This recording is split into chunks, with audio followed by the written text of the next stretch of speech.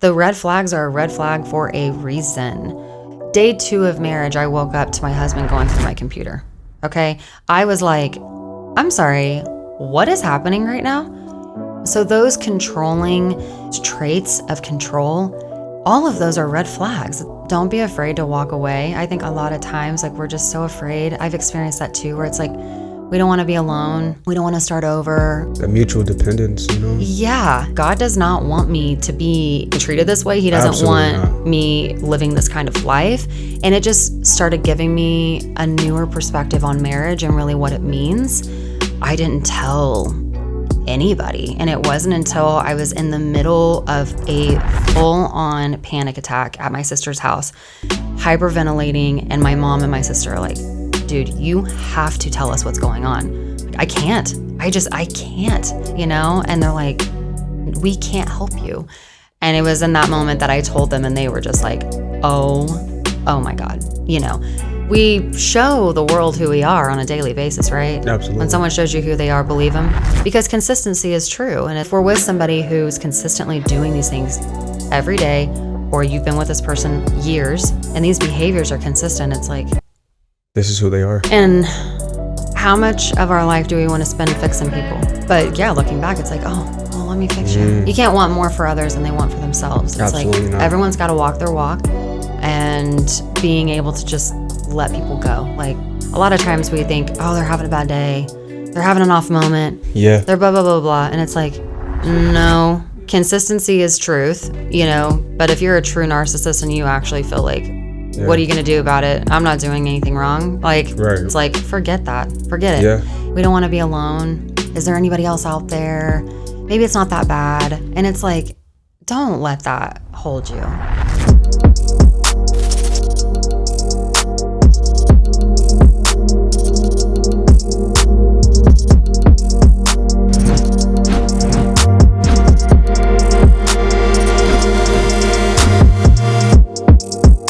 Fully connected.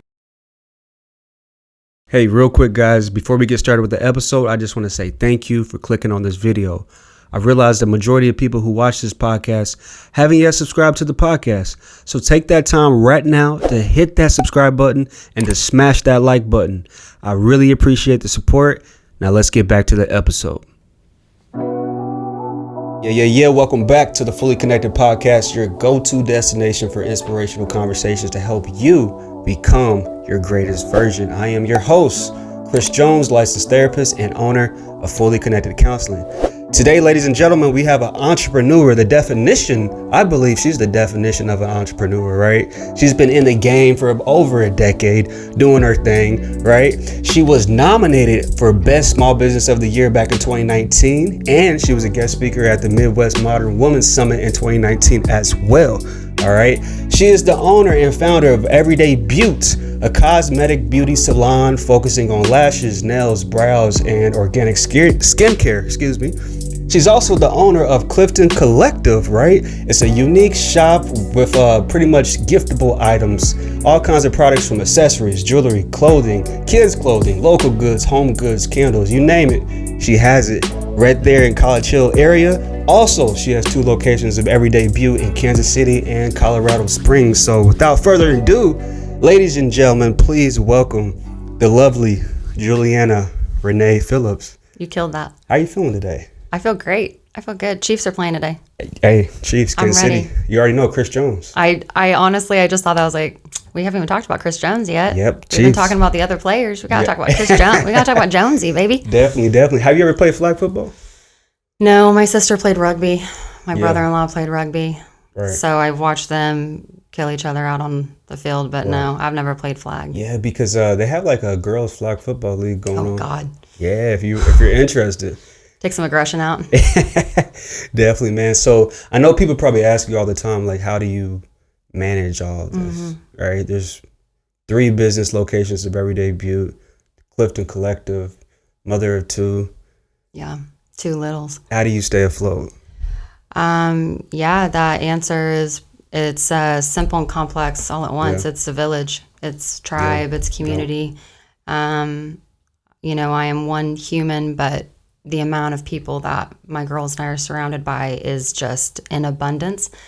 So I really attribute everything that we do on the daily, day in, day out, all the juggling, all the crazy, all the accomplishing of all the things that we do in a daily.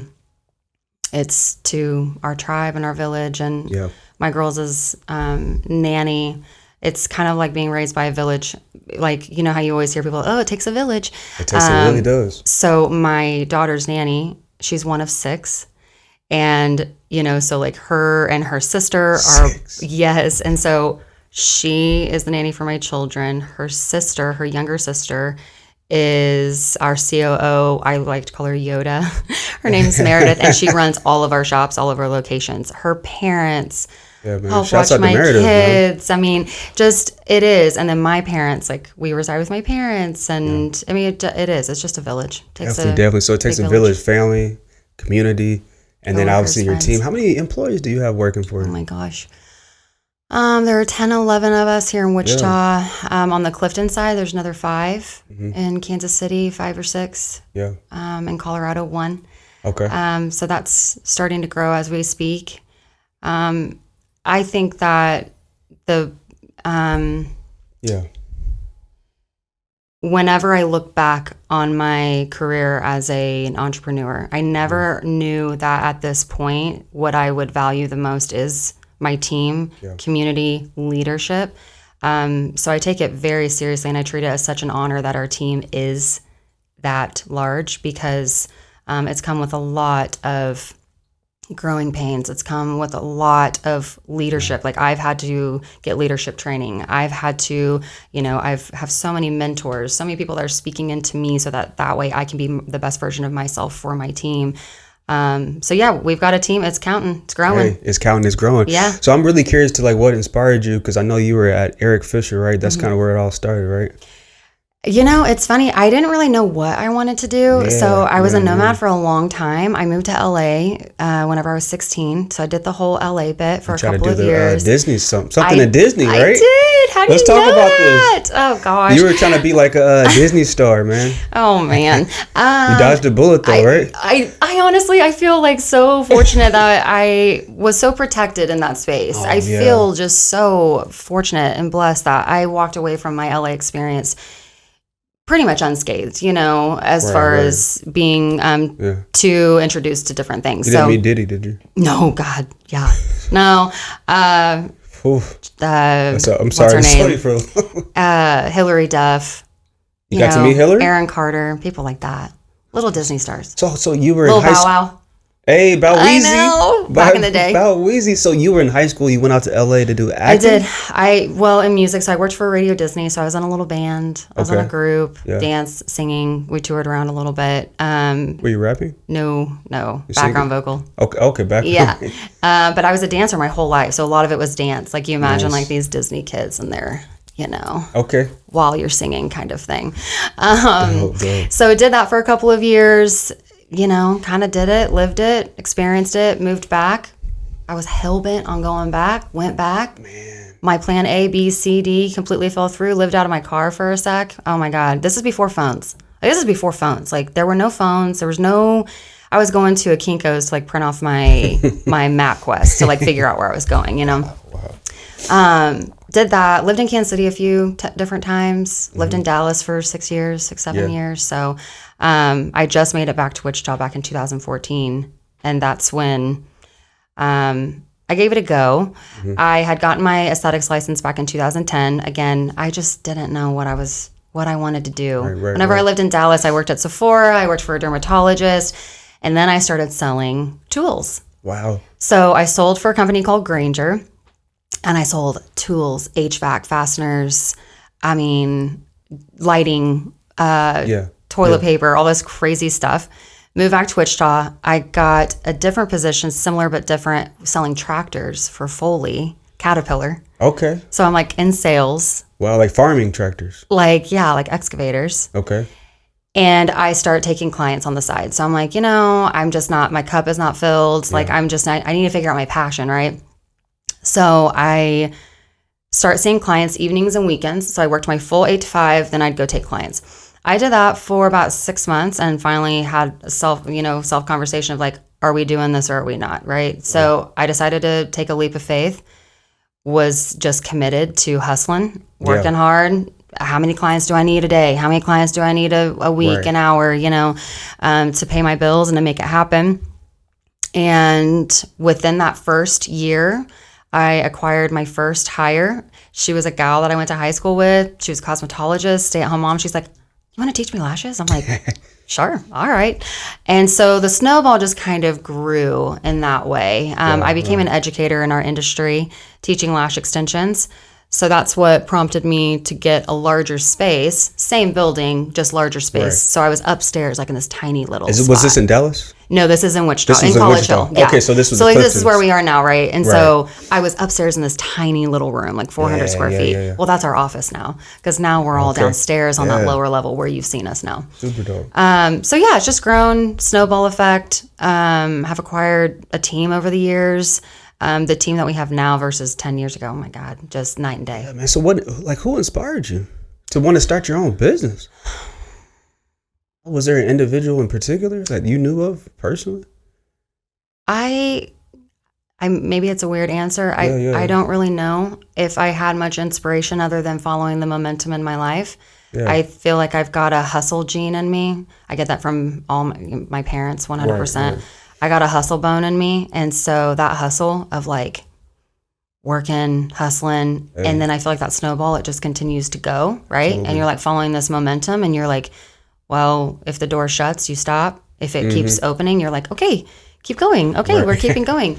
I've been inspired along the way 100% by entrepreneurs, of course. Like now, like I'm fully ingrained in this whole culture of entrepreneurship and business ownership and absolutely mentors. Oh my gosh, just so many mentors along the way asking of advice. But yeah, I can say in the beginning, it really was just a passion for working hard, a passion for our industry. And it just, there you go. So you said the hustle gene. I got a hustle gene. There we go. So was Everyday Beaut first and then the Clifton Collective? Yep. So Everyday Beaut, we started in that tiny space. Like 2013? Mm-hmm. 2013? 14 technically in Dallas, 15 technically in Wichita whenever I made the transition. Started a tiny room. And what had happened with the whole Clifton thing was I had envisioned as a small business owner, I love shopping small business. I had envisioned having this retail section. I tried it in Everyday Beaut and it just really wasn't taking. Okay. So I had a girlfriend, she was like, why don't you just open a retail space here in the square? Why don't you just open a new concept and see what happens? So I was like, all right, let's try it. Transparently speaking, the first suite that we were in, it was not going well. It was in Clifton Square as well. Yeah. It wasn't taking. And I had to come to terms with, okay, we might have to close. Like, this may not work. So then the suite next door, where we are currently, opened up. And I call my landlord. I'm like, yo, can I get in there? And he was like, I was actually fixing to call you. And I'm like, oh. So we knocked out the wall, and Clifton Collective, it was almost like reborn. It's like we did some renovation, and we really found our groove. It was like the synergy between Everyday Beaut clients. And I mean, there's just the synergy whenever you walk in there that everyone's going back and forth, and it's just a very lively space. Absolutely. So I felt, thank God. Okay, we found our groove. We found our thing. We found our niche. So technically EB turns 10 next year. Like we're going off of the 15 year and then, 2015. And then, Clifton turned 6 in May. I like how you have the names for them. Like they're kids. Yeah. EB and Clifton. EB and Clifton. What's up? Yeah. EB and Clifton. That's just what it is. That's super dope. So, I mean, you give both of those very much a lot of time and attention, right? Just like if they are your kids, right? Well, in figuring out how do they thrive, right? So the vision that I have, it may not be what necessarily, you talk about being a student. We always have to be a student of like, okay, what's working? If it's not working, you can't keep hammering it. It's like, okay, what needs refinement? What needs assistance? What needs growth? We've had to do that with both businesses where we've had to figure out what does our customer want? How do we relate to our customer? How do we share with our customer who we are and make it to where that's seen on our socials and they understand that we are everyday people with all the same stuff going on. We're quirky, we're funny, we're whatever. What would you say is an everyday gal? Oh gosh, we're incredibly vulnerable. I mean, we're quirky. I mean, we're funny. We like to have fun. We laugh a lot. We love music. Oh my gosh. We love the Chiefs.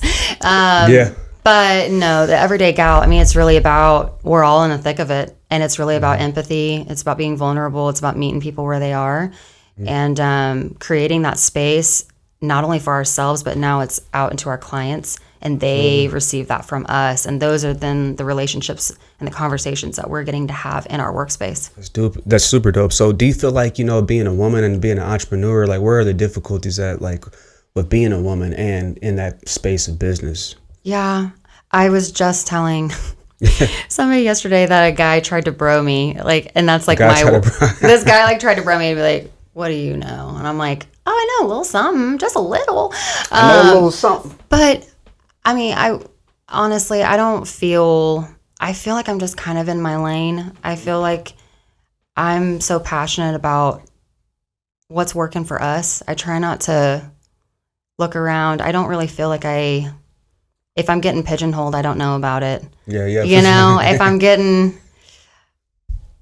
I don't know, we can make it what we want it to be. Obviously, I mean, I've gone through some really tough things, whether it's because I'm a woman or whether it's because I'm an entrepreneur, I don't know.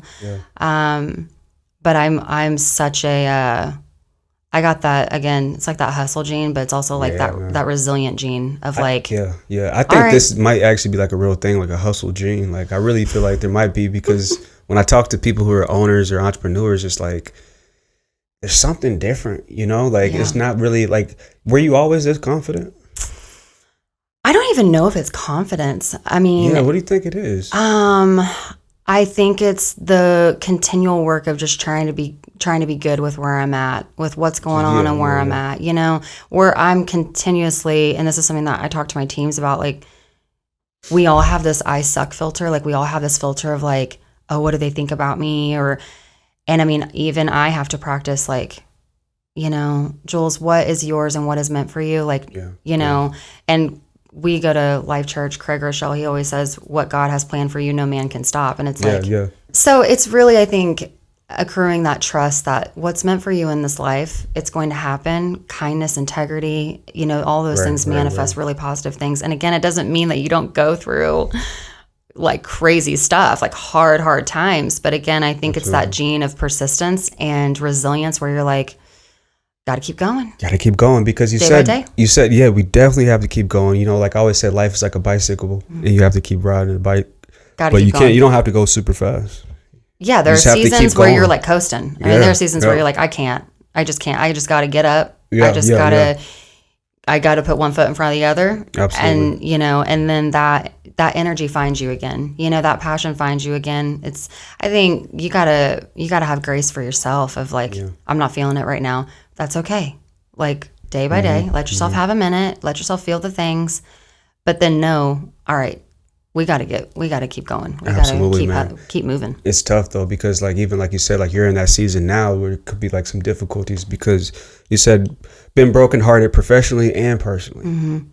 You know, I don't know how much you want to speak up about that, like how being brokenhearted didn't stop you from still doing your business. Yeah, I mean, being out there as a business owner, I don't really ever fully know my footprint on our community. Again, I think just doing our thing, right? But when my personal life blew up, it caused a lot of anxiety, because it's like, okay, who knows? Who's seen the news? Who read the article? I mean, it's out there. And walking out of my house with that anxiety, it's just like, oh my gosh. I mean, it's almost crippling, you know, it's paralyzing, because you're just like, you don't know what people are thinking. You don't know. And they may not be thinking anything, but that projection is so heavy and you can't help it, because it's so traumatic. It's so big. You said news and article. So let me think of a couple years ago, I had detectives showing up to my house and to my work, and I did not know what was happening. I'm a big protector. Like, I'm very protective of my family, of my kids, of my coworkers, my team. I mean, these are my people. Like Absolutely. I become a bulldog pretty quick. I don't know why you're here to these detectives. I'm like, with all due respect, like I just can't right now. Like I'm at work. I don't know what you want. And I'm just freaked out. Like, oh my gosh, what's happening? As that ball began to roll, my ex-husband was being investigated for his charges. And by the time he got arrested, and it was pretty ironic actually, because I had that day turned over my phone to the detective so that he could strip my phone, and take all these messages and whatever. Okay. And that day was the night that he had gotten arrested. The news article came out on TV, and it just was like this huge thing. Oh, wow. He didn't rob a store. He didn't hit somebody, I don't know, aggravated battery. I don't know. I can't even think of what random charges somebody could get. He was being charged with cruelty to animals and stalking me. Were these your animals? No. They feared my life. They feared my children's lives. And that's a really weird, hard thing to wrap your mind around, because you're like, what are you even saying right now? Like, what are you talking about? Right. So the reason why it made the news is because these charges are egregious, right? Like they're not like, again, somebody gets in a fight at a bar or something. Right. It's this person has done these really, really terrible, violent things. We fear the lives of those closest to him because we believe you are next. Oh, man. And yeah, wrapping your mind around that, That's you're scary. just like, this does not make sense. Like, make it make sense, So in those moments, I just really had to trust the professionals in my life. I literally told them, I'm like, you guys tell me what to do, because I can't trust my emotions right now. I don't understand this. Right. They actually aligned me with a different therapist who she solely works with offenders and people of very high caliber crimes. And she has been a godsend. But I really just had to trust, again, my village in that moment, which were all these professionals, and trust that they had my best interest and my children's best interest, and just really follow their lead. But yeah, having your life publicized like that. Yeah, that's tough. That's really tough, because you already have to deal with what's going on at the house. And I'm just going to make an assumption, probably physical abuse or it was emotional abuse that was going on within the last marriage. Yeah. And I lived that entirely privately.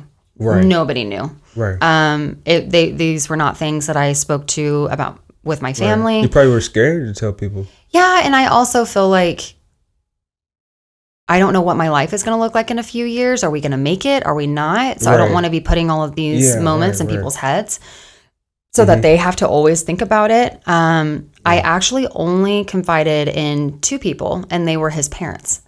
So those were the only people that I confided in, because I felt like, you know what? I feel like that's out of respect. They are your people. They're going to have, if nothing else, they're probably going to take your side. Right. But you told the parents, like, hey, like, this is what your son is doing to me. Yeah, in hopes that I could get some support. Yeah. I did not get any. It was just very bizarre. It's like, well, I don't think you've ever been happy. And it's like, oh my goodness, So it's just really hard. And even as he was being investigated and all of these things were happening, I didn't tell anybody. And it wasn't until I was in the middle of a full-on panic attack at my sister's house, hyperventilating, and my mom and my sister are like, dude, you have to tell us what's going on. Wow. I can't. I can't, because I can't unring that bell.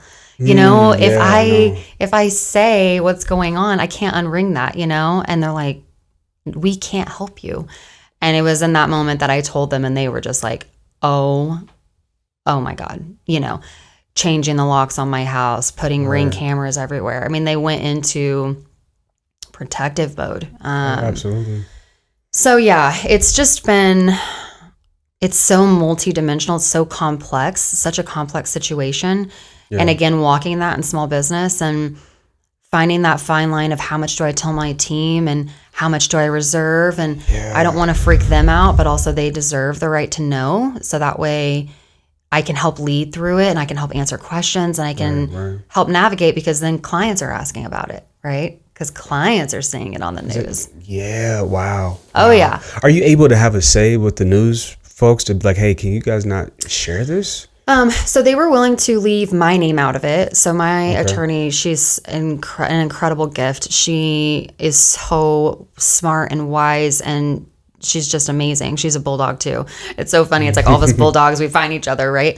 But she I feel like did her job well, where she told the media like a statement on our behalf in exchange of, okay, can you keep her name out of it? And that was the exchange. Yes, that's good. The story was so big, they were unwilling to not run it. You know, they were like, there was no way that they were going to say, oh yeah, no, we'll just hold it.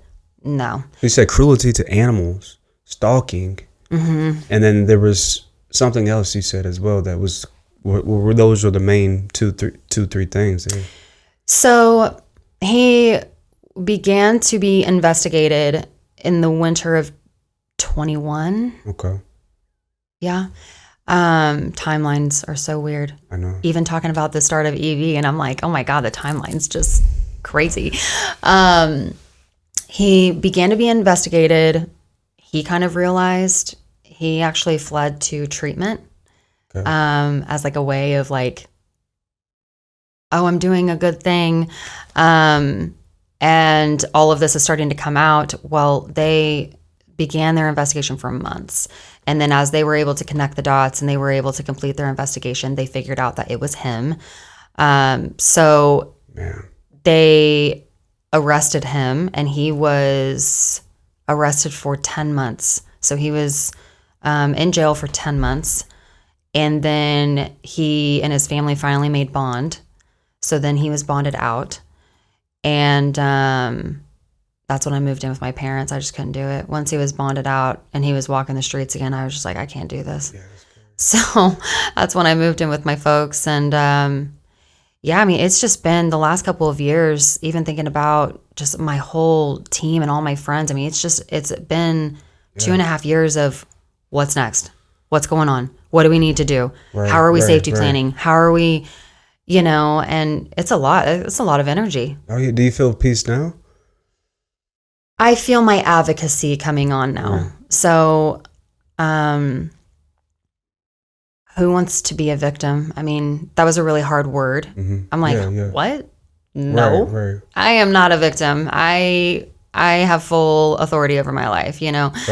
But realizing if I don't own that, then I can't advocate for that. And so acknowledging that, wow, like, okay, I am a victim of that. Did not realize that it was happening. Did not understand what that actually meant. Even though I'm a strong person, I'm very strong-willed, and that still doesn't mean that it's not happening, right? The emotional, verbal abuse and all of that stuff. Did you notice the signs like early on? Like as the marriage, because you guys were married for about a decade, or no, we were only married for a few years. Not to cut you off, but would you mind maybe sharing some of those? Because I see so many clients who struggle with relationship challenges, or even like abusive relationships too. And I used to do the battery intervention program for abusers too, and saw the other side of it too, to try to work with them as well, which is difficult stuff. But maybe like there might be a young lady that's watching right now, and she's in her 20s or something, and she's in a relationship, and she's seeing these signs. She's stuck, right? Like, what would be some advice or anything that you have, like, to look out for, to be mindful, or just to have some kind of awareness? Man, trust your gut. I mean, you really, like, God has given us intuition, like, and realizing all the moments that I did not trust my gut. I did not, and I had detectives telling me that. They're like, you're right there. You're talking about, well, my gut was saying this. He's like, you've got to start listening to that. You are talking to us and you're telling us all of these moments where you experienced that gut check, but you thought, it's probably not that big of a deal. He's like, you have to listen to that intuition because your body is telling you. don't be afraid to walk away. I think a lot of times, like, we're just so afraid. I don't know what it is. I've experienced that too, where it's like, we don't want to be alone. We don't want to start over. Is there anybody else out there? Yeah. Maybe it's not that bad. A mutual dependence, you know? Yeah. And it's like, don't let that hold you. You know, there are 8 billion people on the planet. Like, come on. But we get stuck in that. And the red flags are a red flag for a reason. Ultimately, when you are in a relationship where there is a mutual love, there is respect, there is the ability to communicate, there is honor and abundance, you know, and so really understanding that healthy relationships can exist if we do the work in ourselves and if we've got a partner that's willing to work on themselves. But yeah, those gut checks. So important. You got to listen to it. Exactly. You got to feed your gut the right stuff so your gut can speak to you clearly too. And paying it, and really being aligned to where you can hear those things, right? Like you're oh. Because school doesn't teach us how to feel, especially when I see a lot of men in my clinical practice. I'm like, they're taught not to feel, don't cry, just keep going. And then sometimes that can promote these narcissistic kind of abusive patterns, know? And so it's sad. It's really sad, So like, I would say, yes, listen to that gut instinct. Yeah. And if somebody is controlling, if somebody is trying to manipulate how you feel or not allowing you the opportunity to speak, if they're not willing to listen, if all of those are red flags, it's like, or if they're controlling, if somebody is demanding, looking in your phone. Day 2 of marriage, I woke up to my husband going through my computer. Okay. I was like, I'm sorry, what is happening right now? I knew you lied. I knew you were a liar. Oh, I got called a lying, cheating my entire marriage. Since day 2 of marriage. Oh my God. Okay. And you're just like, looking back, it's like, of course I should have been like, get up out of my house. Like, what are you talking about? Right. Right. Day 2. So were you on the honeymoon? No, we had just moved into our house. Day 2, and is like, first night, wedding night, next night, it's like we are moving into our new house together.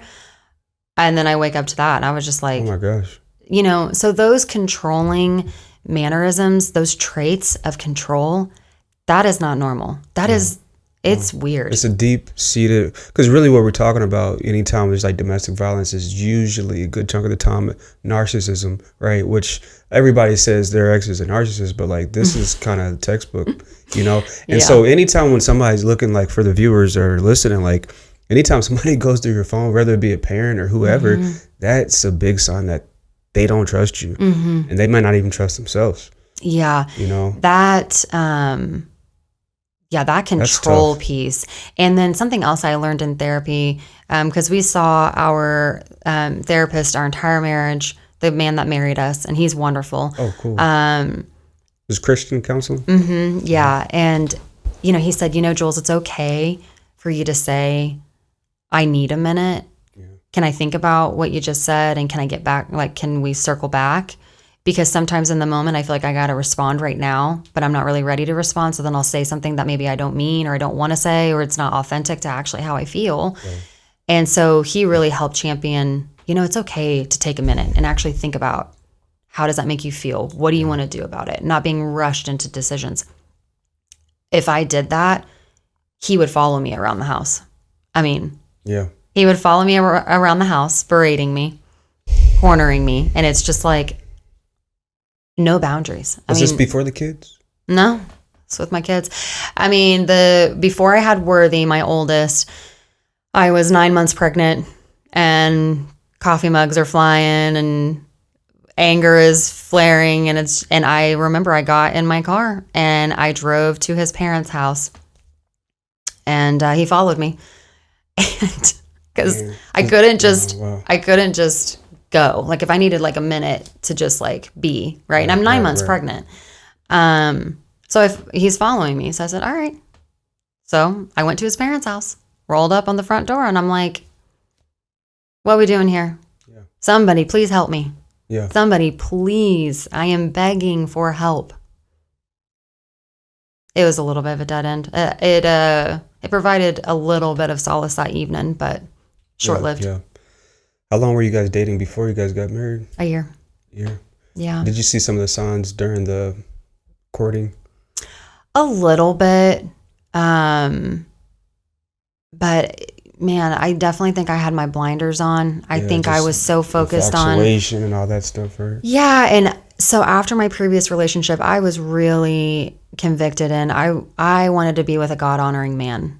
So now this is going to get real comical.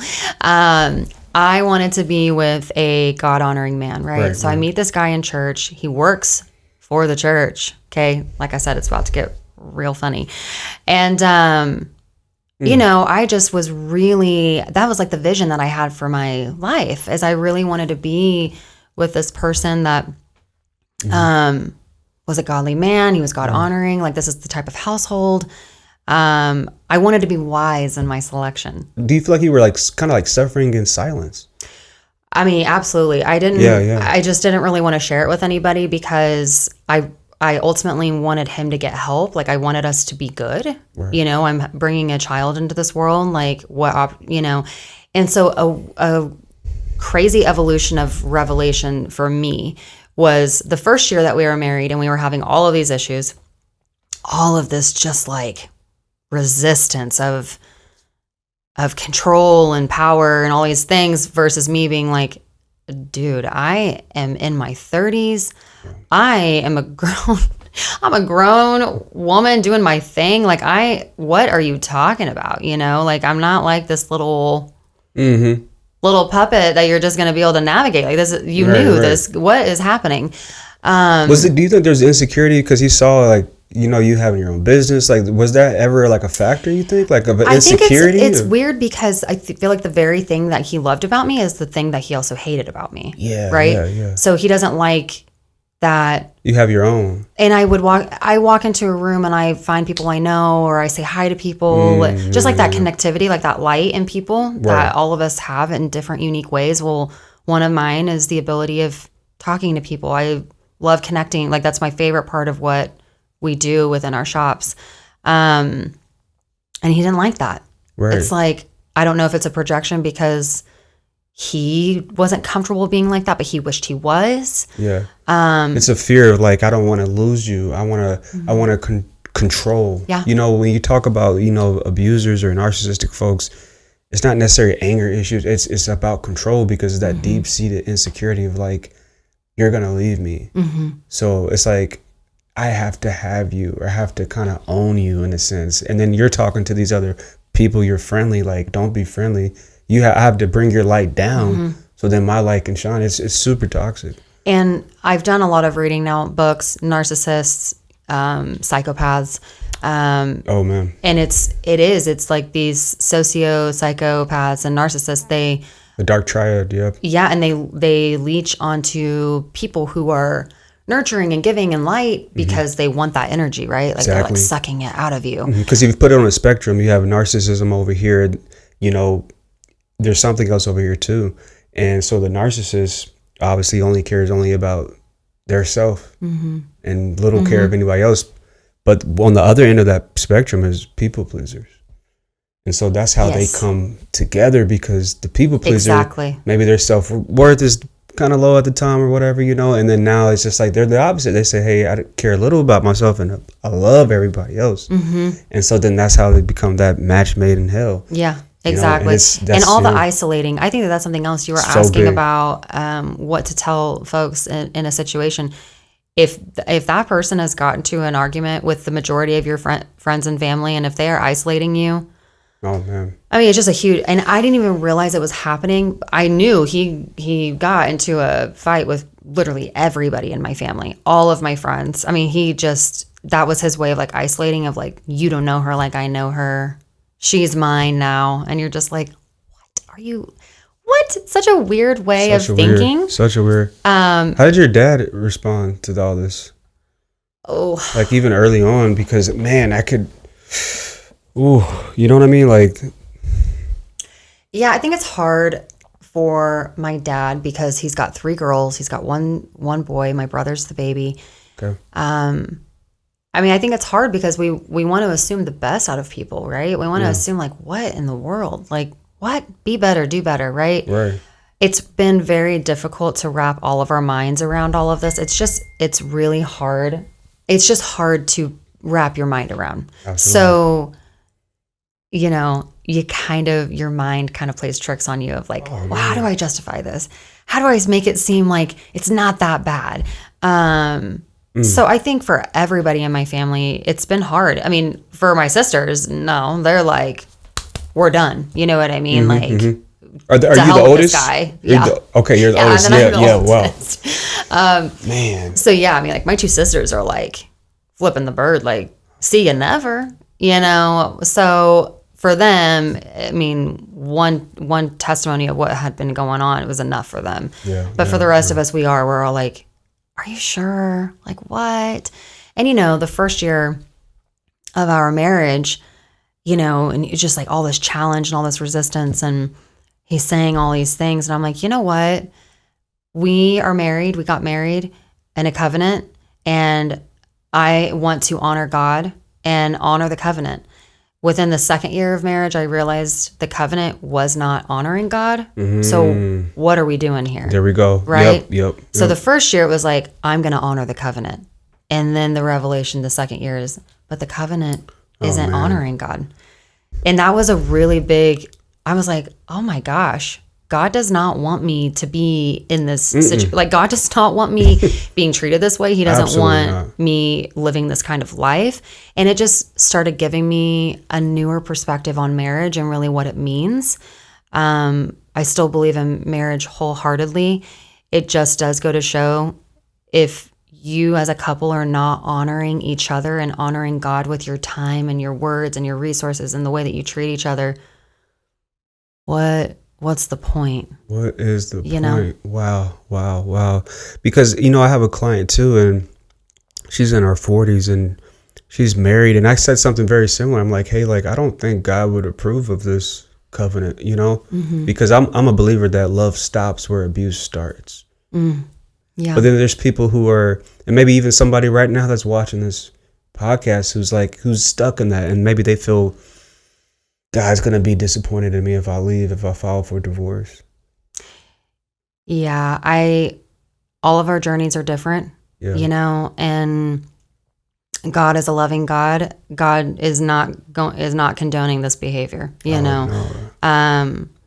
If somebody really wants to work on it and really wants to face their demons and wants to get real, raw, and vulnerable about it, strip down and work on it, that's one thing. But if you're a true narcissist and you actually feel like, what are you going to do about it? I'm not doing anything wrong. Like, right. Like it or lump it. It's like, forget that. Forget it. Yeah. And we show the world who we are on a daily basis, right? Absolutely. When someone shows you who they are, believe them. A lot of times we think, oh, they're having a bad day. They're having an off moment. Yeah. They're blah, blah, blah, blah. And it's like, that's what, consistency is truth. Consistent. If somebody's showing something consistently, which is a great mirror for us all, right? We need to be holding up this mirror of accountability of like, okay, who am I? What version of myself am I giving the world and to those around me? Because consistency is true. And it's like, if we're just walking around being,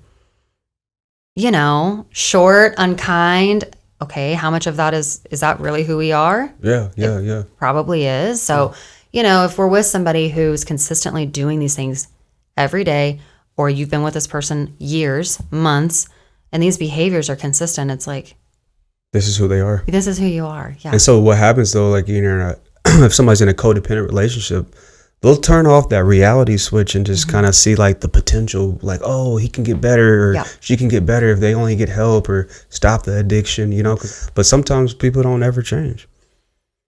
And how much of our life do we want to spend fixing people? I mean, when you really start thinking about it and you start getting a little bit older and you're looking back on your life and you're like, no, I'm so done with that. I spent a long time trying to fix people, trying to see the best in people, men, relationships. Right. And so you're probably wired to overgive.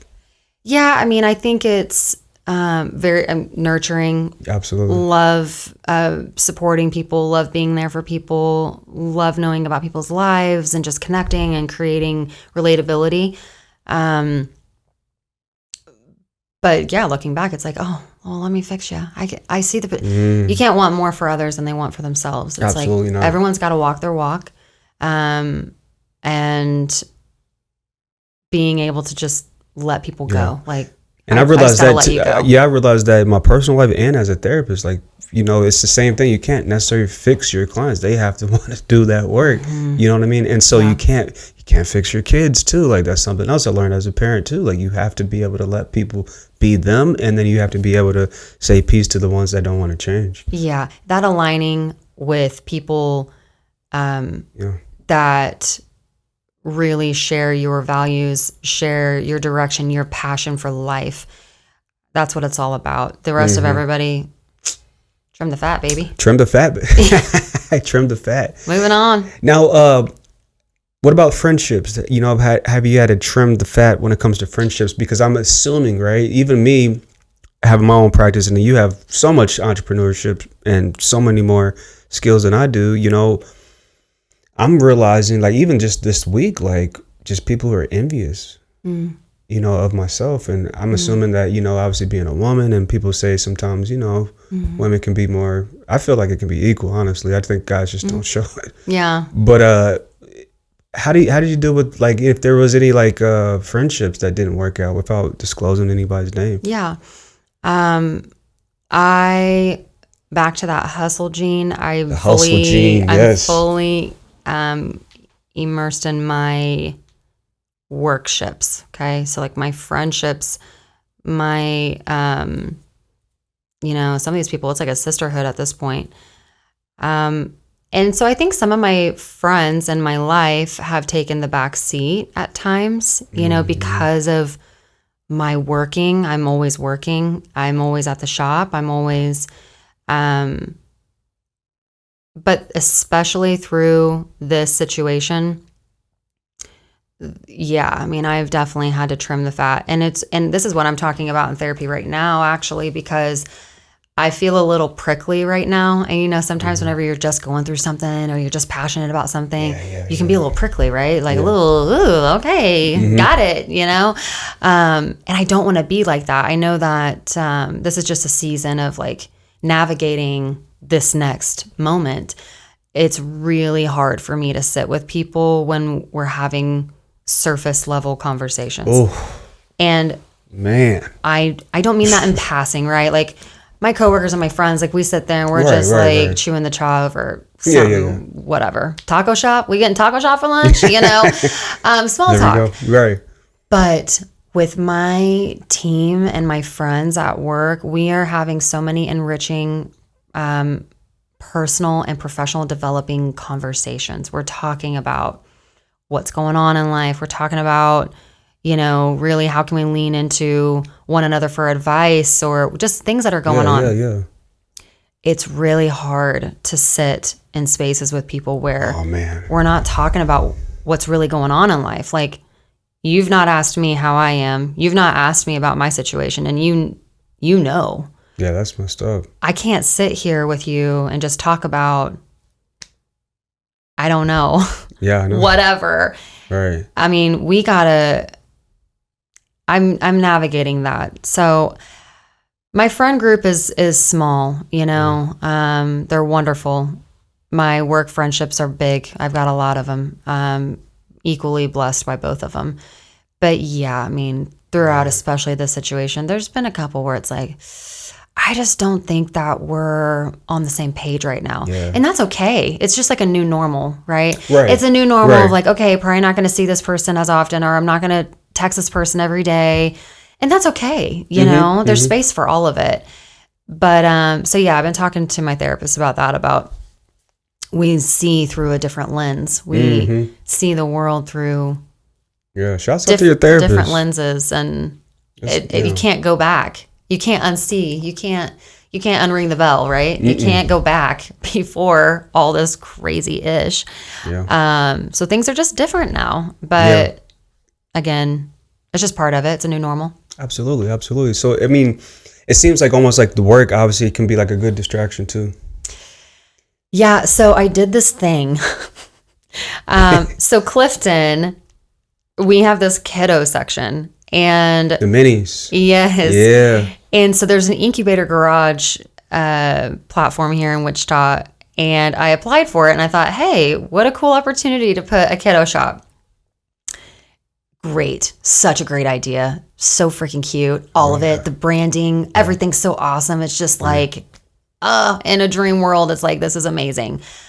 It was definitely me navigating the initial trauma of everything going on. Like, I was just like deep in work, I'm like, all right, let's go. Let's hustle. Do something else. Let's go.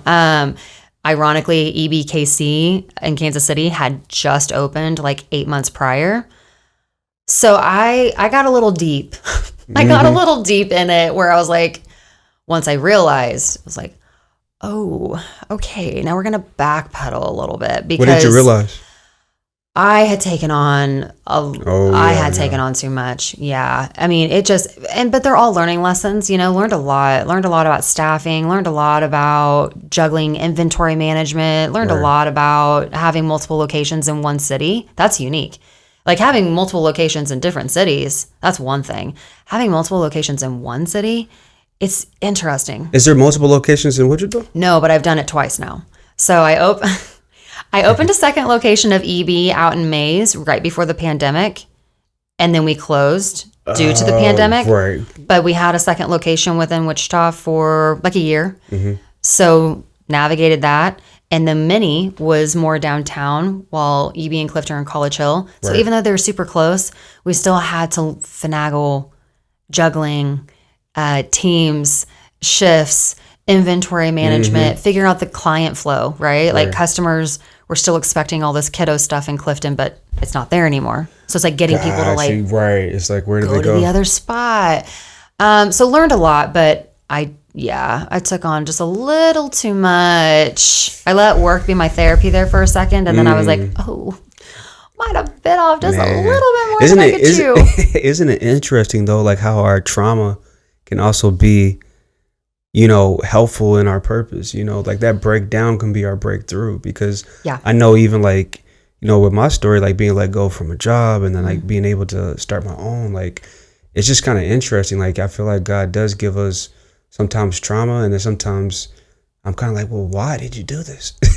Oh yeah. It's like, I understand, but like, why so much? Like, why? But really? Did it have to be like that? Yeah. Could we have figured out something else? Yeah. I mean, without taking on those additional locations, closing them, living in them, all of that stuff. I mean, we have learned so many lessons in cultivating our teams and cultivating what matters to us, right? Okay. So it matters more to me that we are all together under one roof and having this synergy than it mattering having a second location. It just figuring out like what's important, like the priorities, and you don't know until you try, right? I mean, there's just such a risk of trying, but again, it's kind of like I just heard this thing by 50 Cent. He said that he said he's got a disease. Ambitious. Yes. He said, I got a disease. Right? I got the ambition disease. And I'm like, oh. He said that on at InvestFest, Earn Your Leisure. Yeah, 50 Cent, cancer as well. Yeah, Get Rich Die Trying. Man, 50 Cent's hilarious, man. He's so something else, because he's talked about, like, obviously, like for him, like his trauma pretty much built everything, the foundation for what he came from. Yeah.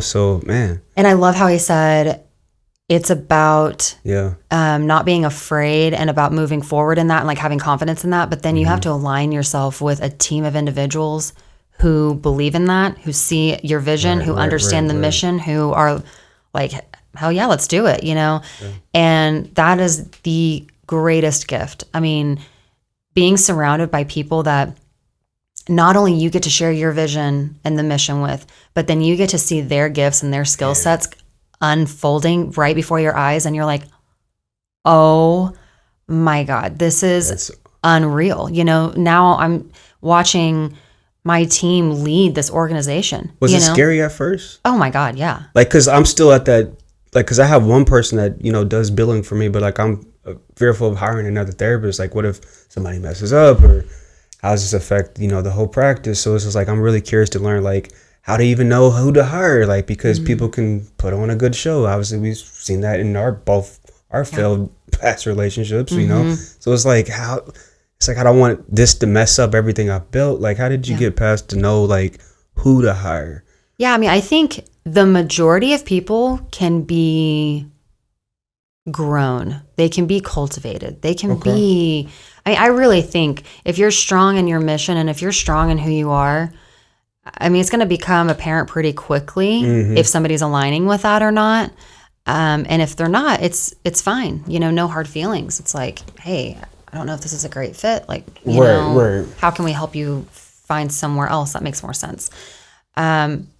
But even if somebody needs a little refinement, needs some training, needs some leadership in their life, I'm all for that. I understand that not everybody may be like the best fit, like out the gate. And when I mean best fit, it's like you still got to figure people out. Like you got to live in a space before you know where you want everything. You got to work with somebody and live alongside them a little bit to know a little bit more of like, okay, is this going to work? Obviously, we hire people with core values and understand the mission and really are passionate about who we are and how we do it. But we've had to learn that. We've made wrong choices in hiring. It is what it happens. is. It happens. Yeah, you know. You learn from it. Yeah, and again, it's like, you get to refine your systems based off of things like that. So if you never hire the wrong person, you can't refine your system, your hiring process or whatever. For sure. But yeah, I mean, Gary Vee, he even said, you ever listen to Gary Vee? He's so funny. He's so passionate. He even says he held on to somebody for far too long because he was prideful of like, oh, God, I hired this person. I got to keep this person. Like, I don't want egg on my face. And he's like, what? No, let it go. Like, if somebody's not a right fit after you've hired them, it's okay. Like, swallow your pride. We all make...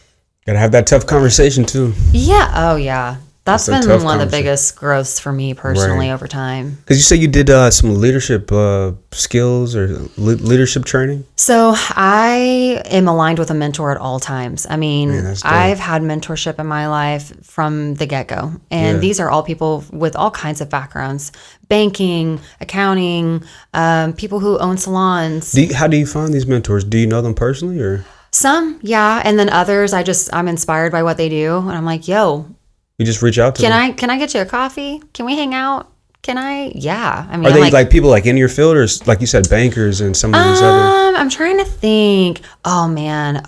I got to sit down with this one guy and I was just so inspired because Thrive Restaurant Group owns all of these restaurants, right? And I got to sit down with one of those guys and I got to just ask questions. I didn't want to nerd out too much and be like writing down because like I'm an avid note taker on my notes. Right. But no, I mean, all these people who lead organizations, lead teams, yes, finding people that are in our industry and our niche, I mean, it's invaluable, right? But finding people outside of our industry and really seeing how they work and how do they navigate and how do they lead and how do they cultivate and grow and all these things, like that's just as invaluable in my opinion. Oh, absolutely. Absolutely. I remember there was like a question that said, would you rather have $1 million or have like dinner with like somebody who you really value that, you know, and like some people pick the money, some people have the dinner with whoever the person is, like, you know, so it's like, wonder like for you, like if there's like somebody like, who do you feel like inspires you the most? Like whether it be family member, celebrity even maybe possibly. Yeah, I mean, I'm really on this gal right now. She runs a salon. She's out in California. I'm really digging her stuff right now. I mean, Jesus himself, but otherwise. There we go. I don't know. I'm really, I'm inspired by a lot of different people for a lot of different reasons. So absolutely, I would not put a celebrity on there. Maybe 50 Cent. Maybe somebody like 50. That. But no, there's not many celebrities that like got my heart, you know? Right. I don't blame you. Maybe a Chiefs player. Andy Reid. Hey, there we go. The man himself. There we go. I'm assuming you've been to a Chiefs game before. Oh yeah. So I used to, whenever tickets were affordable, I used to take my family on Christmas. Yeah. But now there's winning and now it's going to be expensive. So we started stocking Chiefs stuff. I've been a Chiefs fan most of my life. It really started back in, let's see, I would have been in LA 2002, 3, 4, 5. It really started there. It was like my little piece of home. I would watch the games while I was in LA. Okay. And yeah, I was back in Trent Green days, and I mean, just way back in the day. And so it's just kind of grown from there. So we started stocking Chief stuff toward the beginning of opening, and people would come in and they're like, what is this? What's up with the Chief stuff? And I was like, a sports place? Yeah, they're like, well, I was like, well, it's kind of like you go to like a K-State bar, or like you go to a KU. It's kind of like that, but for Jersey, like for clothes, Right. People don't ask that anymore. Like, people don't ask that anymore. They just roll in. They're like, oh, this is the Chief spot. This is where we get all the Chief stuff. And it's like, wow, okay, that's really evolved because they actually. Wow. So maybe another business idea. I know. There's actually a lot of really great, cool and street style and cute Chiefs gear anymore. Oh my God. There's just that Maid Mob up in Kansas City. Oh, not familiar. Cool. Like very, very cool. So it's nice to find unique stuff. It's nice because some people are designing some really cool stuff. There's still your run of the mill, like absolutely plain Chief stuff, but there's some cool. I'm curious because the thought just came to my mind. I'm like, when is Jules' off day? Is that even a thing, or like how does that? What does the schedule look like? For like just like a regular week, like because I'm just assuming like you're just there like probably like 6 days out of the week, and then. Yeah. Maybe even more, possibly. I used to work on Sundays. I stopped doing that after my girls got a little bit older, and I recognized the value of Sundays being our day. So Sundays are our day. Sundays I cook for my whole family, usually. I take to the grill. I'm like, all right, y'all know where to find me. So I cook for my whole family. I love having my nephews, my niece, my kids. They're running around on acreage. It's the best. Mondays are kind of my day that I work from home, but yeah, otherwise it's there. Yeah. There's really no other place I'd rather be. Other than the shop. Yeah. And so now I do 2 weeks in Wichita, and then I do 1 week in Kansas City. So we've got an apartment up there, and it's really cool because our team has used it for multiple different occasions. It's really neat. Super dope. So I go up there for 1 week at a time and work and connect and take clients. Yeah. And what software are you using for all this? Like, are you using a software to keep track of everything? Like scheduling and stuff? Yeah, like scheduling, or even ADP for payments or paying the employees? We do QuickBooks. Okay, QuickBooks. And then we use a system called Vagaro. That's all of our scheduling. Yeah. And then we use a pay system called Gusto. Yeah. So it's all in there. You can log your hours, you can log your miles, you can log all of that stuff. Yeah. We had to overhaul our books major because I had not one but two faulty accountants, unfortunately. I had hired it out from the very beginning. Oh, yeah. Like faulty, as far as taking? Well, the first gal, she was taking withholding tax and giving it to herself instead of paying the state. Are you serious? So yeah, she got in really big trouble actually. And then the second guy, he's just so busy, and it kind of fell by the wayside. So it wasn't being updated regularly. So, I mean, we have been so deep into our financials the last couple of years, and it's not my favorite thing, right? Like, I'm a creative. I'm right. You I'm don't a want to mover look at the groover. numbers like all the day. numbers, I'm like, oh my God, my eyes are on fire. Like I just can't. But it's kind of created a new little monster in me, because now I'm like diving into the numbers, and now I'm obsessed with the numbers, and now I'm like, right. Oh my gosh, the margin and this and budgets. And it's like, wow, okay. Man. Who am I? I don't even know who I am right now. But it's important. You need to know your numbers. Who would you say you are? That's such a big question though, but how would you say, who are you? If somebody's like, who's Juliana? I'm an entrepreneur, I'm a mom. Yeah. Lash lady, shop gal. Lash lady. There you go. I like that. Lash. I kind of coined myself as a shop gal and lash lady. Yeah, I'm a mom. I'm a friend. I feel like guys, we're so, or at least just for me, we're so naive or ignorant to all the stuff that women do to, all the things you guys do, for yourself. And it never stops. Just the cosmetics part of it. Maybe obviously there's probably guys watching right now, we're What do we need to know about so we can be able to help our partners and understand? Because I get confused. I'm gonna be honest. Like lashes, nails, brows. Well, and what's crazy about that is now the barber scene is huge. I mean, you've got these barbers, and there's this gal in town. I guess her eyebrow waxes are super coveted. I need to look more into brow that. But goat? What's her name? Yeah. Cedra? Yes. Where's she at? She's at prime time. Yes. Yeah. I just love all that. I just think it's, people are gaining awareness of it's all how am I taking care of myself? How am I looking? What's the trend? What's the, my girlfriend's nephew has a perm and he's 11, and you're like, a little perm. What? He's got this long hair and this perm. It's funny. But it's on trend. So I don't know. I think you guys are getting to dip your toe into, because these barbershops are just we're trying to. They're all over now. So absolutely. Do you feel like I was going to ask you, what's your relationship with social media? Like, is it kind of, like obviously for a business owner, like maybe you feel like obligated to have to use it, or maybe it's just more of keeping the family updated, or maybe you don't like it at all and you just do it just to do it? I think social media is a great tool. I enjoy it. I try not to scroll too much. I'm a Pinterest gal. I love Pinterest. Oh, yeah. I feel like that kind of helps me navigate not scrolling on something like that. I will say, as the time has gone by, I feel like I have things that I can share. There are things that I feel like I've learned along the way and I feel like could be useful. So that's a new perspective on social media, of trying to realize, okay, like, how do you use it as a tool? How do you use it as a way to advocate? How do you use it as a way to share your story and what you know, and help somebody understand and feel like, wow, me too. Like, I had no idea, Yes. So I'm kind of navigating that right now. I don't know what that will look like, because the enemy is in your mind of like, no one cares. Why are you gonna? So nobody real. cares, But that's not true. There are people that care, and you'll find your vibe attracts your tribe. Like, you'll find your people out there. Yes, your vibe attracts your tribe. I heard that before. Like, that's my girl.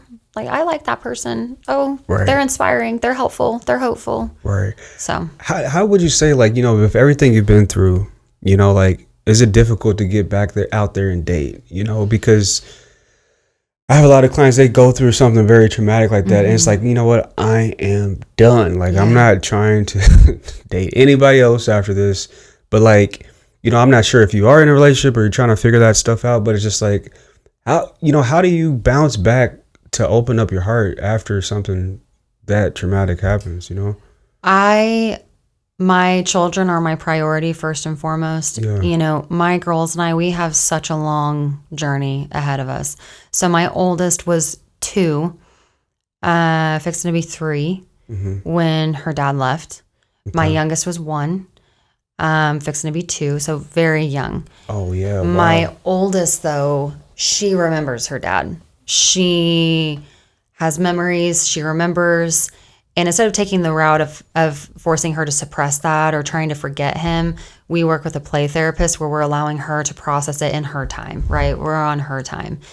So first and foremost, my kids are my priority, and making sure that they have a home that is healthy, it's safe, it's cozy, it's warm, it's full of love, right? With that being said, I actually had this crazy situation because I have known the guy that I see right now. I have known him for all of our adulthood. So we've actually known each other since 21, 22. And through some unique varieties, we actually reconnected after all of this. They say 21, like as far as 21 years old? Yeah. Or 20 yeah, 21. And I'm closer to 40 than he is now. So, I mean, we've known each other, and he is an entrepreneur. So we have remained friends and platonic our entire adulthood through business. It's like, hey, I'm reading this book. Here's this book. Or here's this. Or, hey, have you thought about doing this and whatnot? Now, fast forward, and we've connected in this way. And uniquely, he has been through his own trauma. I mean, he lost his mother a couple of years ago. She was shot and killed. He lost his grandmother 7 years ago. He was born... His mom was murdered? Yes. He was born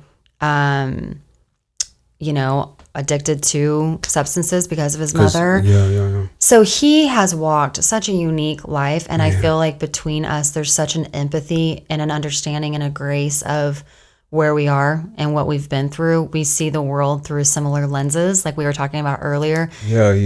We see the world.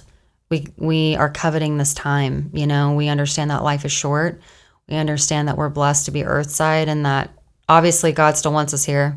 So let's make the best of it. Let's be kind and passionate people and go after our dreams and love our families and love our kids. He's got a little boy as well. So it's a unique situation where I feel like both him and I have been very blessed to cross paths because we have lived different but similar lives, and we get to come together in this moment and be support for each other. Right. So it's easy then for that relationship, at least, because then it's like, hey, like you've known him since you were pretty much 21 years old. Yeah, it would be very difficult to allow a stranger into our lives. Yeah, right. I mean, if we hadn't known each other like we had, it would have been like absolutely. There's just no way. I don't trust anybody. I mean, no. Somebody looks at me weird, and I'm like, yes, right. Can I help you? Right. And so imagine like something traumatic like that happened when you were even younger, like adolescence, and then now you don't trust anybody, and then now it's so difficult. Wow, that's so true. You know what I mean? Because like I think about that often because I look at life like we come into the world kind of like just very like open, like just happy and just here. Like you see how kids are, they don't care. But then like let's say somebody gets hurt or something crazy happens, they get traumatized and they're only like 8. Yep. Now you just kind of close up and you're like, I don't trust nobody out here. Yep. And then maybe you open up again and you get hurt, but if you open up again and get hurt again, you're like, yeah, I'm done. And that's why with Worthy, we are taking such a calculated route with her. That name is so dope. Thank you. Worthy Zeal. Wheezy. We call her Wheezy. Wheezy.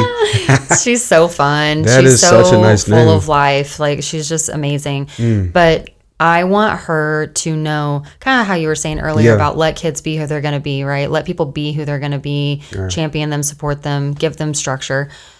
For her, I don't want her to not trust again. I want her to be able to process and navigate through what has happened and navigate how she feels about it. So that way she can walk in a little bit more freedom through healing of, okay, I mean, I can trust. I have all of these incredible people in my life that love me, support me, champion me. I don't have to walk around because we're allowing her the opportunity to get it out, Does she ask about dad like sometimes? Oh yeah. How does that, I don't know what you say or what you do or. Yeah. Again, I've taken the route in partnership with her play therapist who is a saint. She is a godsend. I've taken the route of, I know that you miss him. It's okay to be sad. It's okay to miss him. How can I help you? How can I support you? Right. How can I be here for you? Rather than saying bad things like, oh, your dad is this, and that. It just hurts the kid. Yeah. And it was a suggestion to take photos down of him. So we have Polaroid albums everywhere. We're big Polaroid people.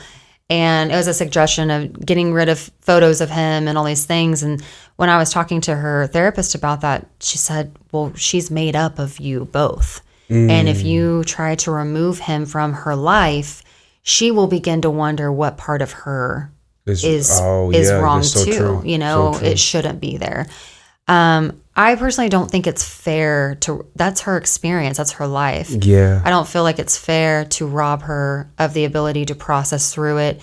Those memories were still good for her. She was still experiencing good things. Because she doesn't know. Because she doesn't know the extent, Yeah. So she's going to have to embark on very, very difficult times. I don't need to make it any tougher on her now. I just want to allow her the freedom to be able to process and feel safe asking questions, feel safe knowing that I'm not going to berate her father yet. Maybe in 15 years. Is that how long he's been sentenced? He has been sentenced to 13 years. 13 years. Yeah, it's a long time. El Dorado. Actually, unique again. He is in Sedgwick County.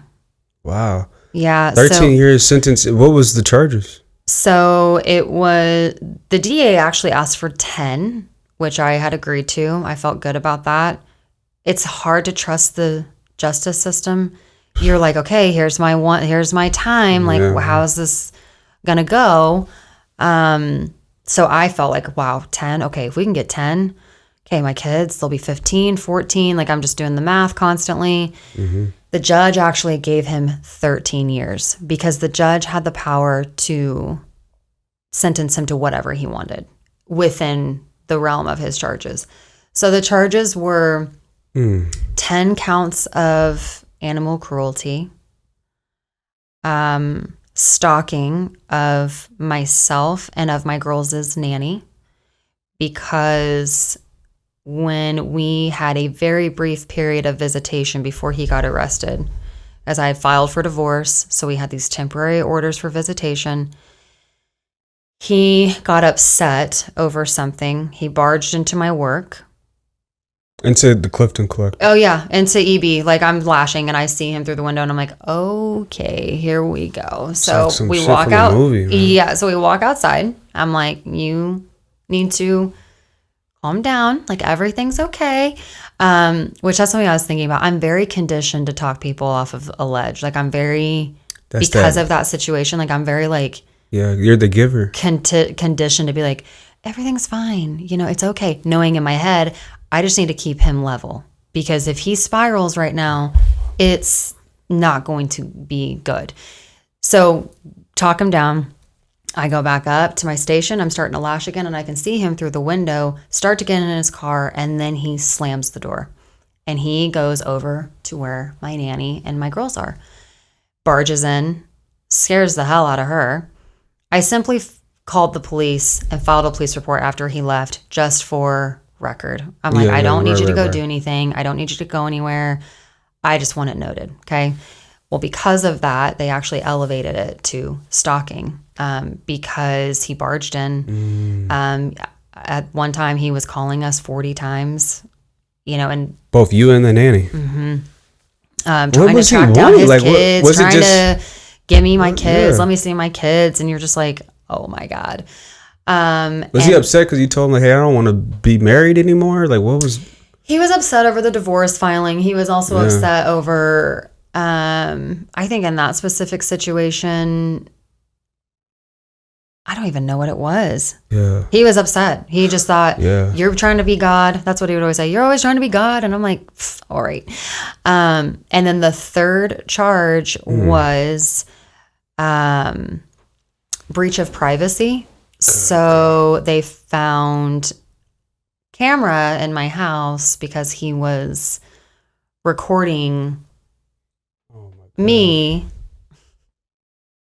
doing chores, doing housework, you know? This is ridiculous. But yeah. Oh, I know. It's like you try to tell people and people are like, oh, yeah. And you're like, no. I mean, my girls' nanny and I, we hid out in an Airbnb while he was awaiting to be arrested.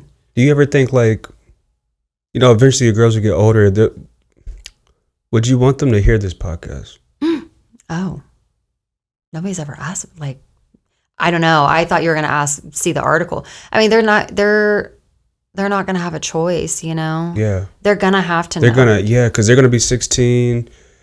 Yeah, they're going to have to know. One day. And because you said 13 years, so the oldest is 5. So she'll be, that's Honor or Worthy? She'll be Worthy will be about 18 and Honor will be just shy of 17, yeah. Yeah, I mean, maybe the judge thought about that. Because imagine if he didn't go to jail. Good God. Or if he went in for like 3 years. Mm-hmm. And now you have to, oh, man. Yeah, I mean, it's really hard to put into words the gravity of the situation. I mean, and we kind of like, even my attorney and I, like, we sit there and we kind of laugh to each other because it's almost like a I don't know, a trauma response, or like, it's like an anxiety response. Like whenever you laugh, because you're like, what is happening? Yeah. You know what I mean? Like if you're nervous or if you're anxious, like sometimes people laugh because it's just like a response. And it's kind of like that. We're sitting there and we're hearing all this stuff and we're like, we're like laughing, like, you've got to be kidding me right now. Like there is just no way that this is real. And it is real. When you're describing all this, I'm thinking about there's a Tyler Perry movie called Divorce in the Black. Oh. And it's like everything you're describing, like the guy like super abusive comes to her place of work. Like I'm just like picturing all this, and it's like, you know, it's a good movie, but it's like, man, it'd be triggering though. Like, and I don't even know what to say if it's a good movie. It's just like, Yeah, well, it's captivating. Yeah, It lures you in. Right. But I'm just picturing that movie. I'm like, damn. And that's what's hard. Again, like going back to being in the community and people knowing and people seeing. Yeah, that's the tough part. My crew and I, we were just out to eat, and there was this couple, and we all were like, what are they looking at? I mean, they were just staring. They were just staring at us all night. You know, a couple my age. And I had no idea until afterward, because they were very kind and they didn't tell me until later. And, you know, because they were like, okay, can she just have a moment? Like, can she just eat? But your name is not like in the articles or nothing though, is it? No, but people talk. Yeah, and people just, they know what my maiden, or they know what my married name was. It's kind of unique. I mean, I don't know. I think it's just a small enough town that people can just figure it out. But this couple was down at the end of the table, and they had the article up, and they were talking about it. Well, just sitting right next to us, just captivated by it, you know, like, oh my God. Did you? Oh my God, I know he's in prison. Like, you believe that? You guys could hear, like, you could hear her? Yeah, and we're like, are you serious right now? Like, can you have some couth? As my kids are just running around the restaurant innocently, frolicking. That's what celebrities have to deal with. Like, imagine, like, you're pretty much like a local celebrity then. Well, I mean, it's like people know things about you, and it's just like, it's unbelievable, right? And I get that. That's what celebrities have to deal with probably all the time. Like, if they're going through a divorce or you name it, it's like people know everything about you. Yeah, it's like, do it in the privacy of your own home. You know, come on. Like, have a little tact here. That's crazy. It is. It's unbelievable. It's so layered. I mean, it's hard to even put timelines to it because of how layered the situation is. And that's captivating for people. I mean, it is. Yeah. I spent years watching 2020 and Datelines. You know, we escape reality to watch things like that, or even rom-coms. Like, people love rom-coms. They love movies. You know, it's like escaping a version of reality. And I get it. Right. Living that. They don't have to worry about their, whatever's going on in their life. So. And living that changes things, because you're like, oh. Yeah. So, yeah, we're real people. Absolutely. Going through really, really terrible things. And I get it. You can't stop people from knowing. You can't stop people from reading and from having questions. Like, I'm here to welcome questions. Like, I've had people come up to me and just be like, are you okay? I'm like, I am. Thank you for asking. You know, it's not that I care if people say anything, but care about the people involved and don't just care about the story. Exactly. You know? Go ask how. If you're going to sit there and do that, it's like, hey, I think we might know each other through a couple degrees of separation. How you doing?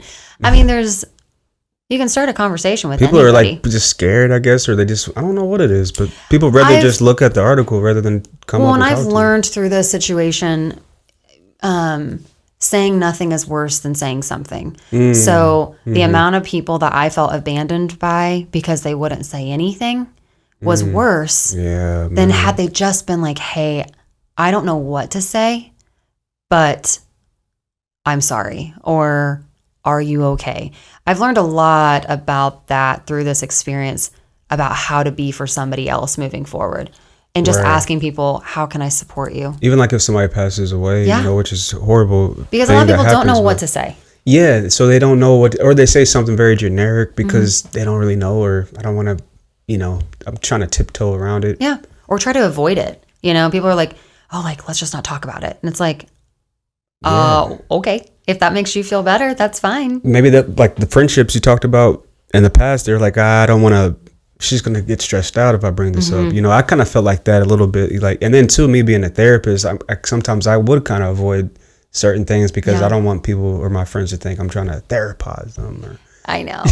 So it's like, that's a good point. It's a tough one for me because then people are like, I'm not your client.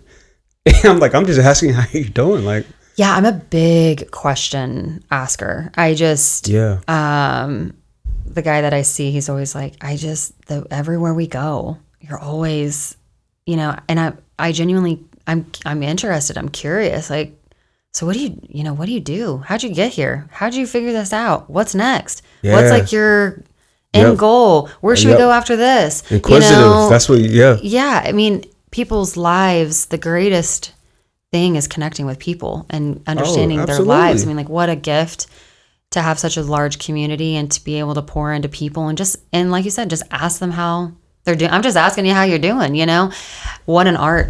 It's kind of maybe even a lost art as far as asking people and then listening to them. Oh, right. Yes, I mean, I love Mr. Rogers, like how he's like, wherever he is, he's like, I'm here, I'm not multitasking. I think that's kind of a lost art of looking people in the eye and just being like, hey, what's up? I know, especially now with the technology. Yeah, how's it going? What you doing? Where'd you eat? Where'd you go get lunch? I see you got a to-go box. Where'd you go eat lunch? I mean...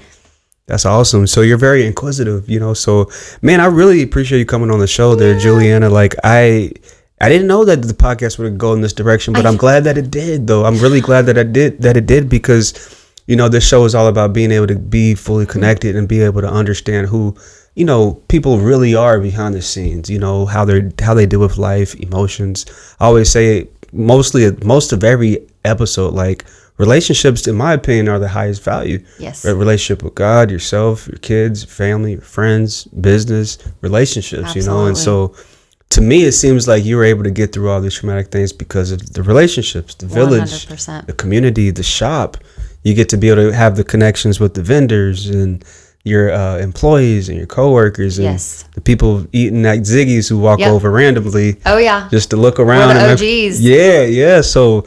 Man, because Ziggy's, they're the first one there. Yeah, I mean, I always joke. I'm like, oh yeah, we own part stock in Ziggy's because we're like shareholders. No, because we're there every day. I mean, yeah, we patron the restaurants. I love that area. It's so good. Do you think it would ever expand the College Hill, or will it just stay like? Probably just stay like that. Yeah, I don't think that you can really duplicate vintage, and I feel like Clifton Square is just so vintage. Like, it's so retro. It's so you can't really replicate that. It's hard. I feel like it's like a gnome village. I don't know. Every time I go there, I just feel like I just want to say gnomes. Like, it just seems like a very kind of like it's like small and. The parking is one thing, but other than that, though. It's the best. But even just along Douglas, I mean, Larcher's and Belmont and Frost and College Hill Deli. Vora, Wine Dive. Like, you guys, the Douglas is where it's at. Coffee Days. I mean, we patron. Greater Grounds, shout out Byron. Yes. I actually just met him. So. And he was on the show last week. Really? Oh, my God. So that's somebody that. Cancer. Is he? Yep. Oh my God. Now I'm going to be on this. Now I'm just going to be like, wait, what's your sign? That's another guy. I mean, just at a coffee shop. And I'm like, hey, you're the Greater Grounds guy, right? Yep, Greater Grounds Company. Yeah. I was like, hey, just because you see people on social and you're like, what up? Hi. Yeah. What him and his wife, somehow. What they do, like for the last 2 years, they go on these date nights every Wednesday and they go to like a local restaurant. Cool.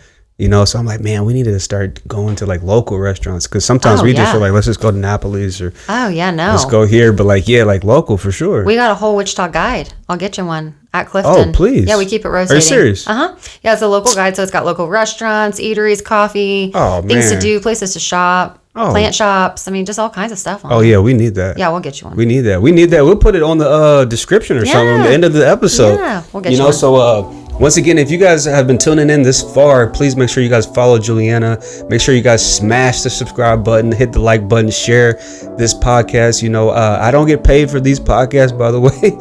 So the only thing I ask you to do is just share it, leave a comment. Also, too, this episode's been very focused on mental health. So please reach out to a provider. I'm not the only therapist in the area. There's so many therapists here in Wichita. Jules, she sees a therapist. Her kid sees a therapist. So you guys need to get connected. Find a therapist. If you're struggling in a relationship, unfortunately, that is toxic, talk to somebody. Psychologytoday.com, Google, or reach out to me. So this is going to be it for the podcast.